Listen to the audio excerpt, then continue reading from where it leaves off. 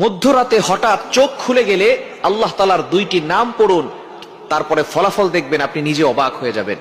মধ্যরাত, এই রাতটা হচ্ছে রাতের শেষ অংশে যদি আপনার চোখ খুলে যায় তাহলে মনে করবেন আল্লাহ তাআলা আপনাকে সফলতার দ্বার প্রান্তে পৌঁছে দেওয়ার জন্য আপনার চোখটাকে খুলে দিয়েছেন। কিন্তু দুঃখজনক হলেও সত্য, আমরা অনেকেই রাতের বেলা হঠাৎ করে চোখ খুলে গেলে অথবা ঘুম ভেঙে গেলে কিন্তু আমরা আল্লাহকে স্মরণ করি না। এই সময়টা হচ্ছে সবচেয়ে গুরুত্বপূর্ণ সময়। বুখারী শরীফের বর্ণনা, নবীজি সাল্লাল্লাহু আলাইহি সাল্লাম জানিয়ে দিয়েছেন, নবীজি সাল্লাল্লাহু আলাইহি সাল্লাম বলেন, রাতের শেষ অংশে, মধ্যরাতের পরেই রাতের শেষ অংশে যখন রাত একেবারে গভীর হয়ে যায়, এই সময়টা আল্লাহ তাআলা প্রথম আসমানে চলে আসেন এবং আল্লাহ তাআলা বান্দাদেরকে ডাকতে থাকেন, কার কি লাগবে আমি আল্লাহর কাছে চাও, আমি আল্লাহর কাছে বলো। অভাবে পড়ে গেছো, বিপদে পড়ে গেছো, তুমি টেনশনে পড়ে গেছো, দুশ্চিন্তায় পড়ে গেছো, আমি আল্লাহর কাছে সাহায্য চাও, আমি আল্লাহ তাআলা সকল বিপদ আপদ থেকে, বালা মুসিবত থেকে তোমাকে হেফাজত করব। সুতরাং আল্লাহ নিজে এসে ওই সময় বান্দাদেরকে ডাকতে থাকেন। মুয়াজ্জিন 5 বার প্রতিদিন মানুষকে ডাকে, হাইয়া আলাস সালাহ, হাইয়া আলাল ফালাহ, কাম টু দ্য সাকসেস, সফলতার দিকে আসো, কল্যাণের দিকে আসো। কিন্তু একটা সময় এমন আছে যে সময় আল্লাহ নিজে বান্দাদেরকে ডাকতে থাকেন।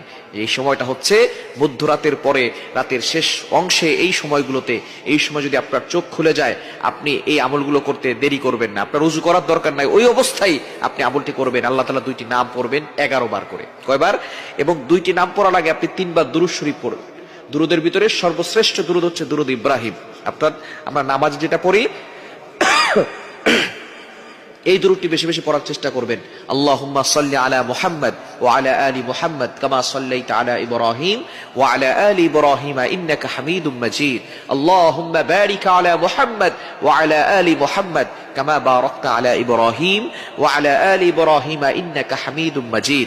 এটা আপনি 3 বার পড়বেন। আর যদি এটা একটু বেশি কষ্ট হয়ে যায় তাহলে সাল্লাল্লাহু আলাইহি ওয়াসাল্লাম, সাল্লাল্লাহু আলাইহি ওয়াসাল্লাম, সাল্লাল্লাহু আলাইহি ওয়াসাল্লাম, এটা 3 বার পড়বেন। এরপর আল্লাহ তাআলা দুইটি গুণবাচক নাম পড়বেন।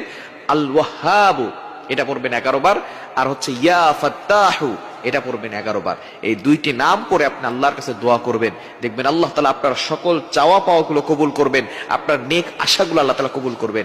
আল্লাহ তাআলা নিজে বলে দিয়েছেন 9 নম্বর পারা 13 নম্বর পৃষ্ঠার 4 নম্বর লাইন, সূরা আরাফের 180 নম্বর আয়াতে আল্লাহ বলছেন, ওয়ালিল্লাহিল আসমাউল হুসনা ফাদউহু বিহা।